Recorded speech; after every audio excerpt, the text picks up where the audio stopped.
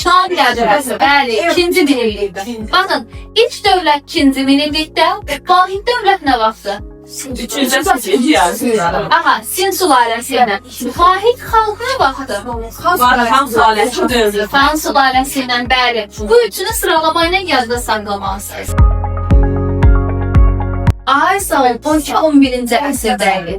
Bəs yaxşı, Hind xalqının formalaşması deyəndə nə götürür? Qəbul edən kim idi? Xan sülaləsi. Qəbul edən, onu ideologiya çevirən. Qəbul etməyə kim idi? Sin sülaləsi idi, bəli, doğrudur. Qədim Çin dövlətinə ilk dəfə qəbirdən istifadə aid edilmir. Niyə? Çünki eradan əvvəl bəli, ilk dəfə dövlətə aid deyil. Vuruşan padişahlıqlar dövrə aid deyil. Amma qədim Çinə aid, elə deyilmi? Əla.